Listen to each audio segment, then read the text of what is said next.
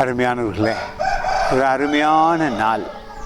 இந்த நாளில் உங்கள் தியானம் கிறிஸ்துவின் பாடுகள், வேதனைகள், அவர் நம்முடைய பாவங்களை நிவர்த்தியாக்கி எங்களை விடுதலை செய்து எங்கள் கண்ணீரையும் கவலையும் வேதனையும் சுமந்து தீர்த்து எங்களை விடுவித்திருக்கிறார். அந்த அதிசய தேவன் இந்த நாளிலே உங்களையும் என்னையும் விடுவித்தேன், கலங்காதே, பயப்படாதே, திகையாதே என்று சொல்லுகிற வேத வார்த்தை இது. நிச்சயமாக அற்புதம் நடந்திருக்கிறது. உங்கள் கண்ணீர் துடைக்கப்பட்டிருக்கிறது, உங்கள் பாவம் மன்னிக்கப்பட்டிருக்கிறது. ஆனால் நீங்கள் இதை நினைத்து தியானியுங்கள்.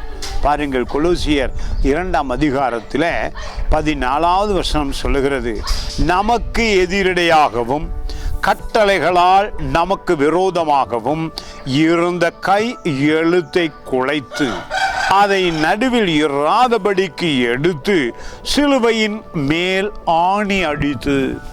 சிலுவையினால் உண்டாகின அதிசயங்கள் சாதாரணமல்ல. சிலுவையின் வல்லமை உங்களுக்குள்ளே நற்செய்தியாக இருக்கிறது. நற்செய்தி என்றாலே புது பலன். 53ஆம் அதிகாரம் ஏசாயா தீர்க்கதரிசி புத்தகத்தில் முதல் வசனம் சொல்லுகிறதே, யார் நம்பினது தேவனுடைய புய வல்லமையை? அந்த சிலுவையில் ஏற்படுத்தின அந்த புயம், அந்த வல்லமை உங்களுக்குள் வரும் பொழுது பாவம், சாபம், வேதனை விலகி ஓடும். வியாதியா அதிசயமாய் விடுவிக்கப்படுவீர்கள். இந்த விசுவாசம், கிறிஸ்துவின் மேல் வைக்கிற விசுவாசத்தினாலே எல்லா பரலோக நன்மையும் நீங்கள் அனுபவிக்க முடியும். அதுதான் இயேசு கிறிஸ்து சிலுவையிலே ஏற்படுத்தின மகா பெரிய அதிசயம். இதை நம்புங்கள்.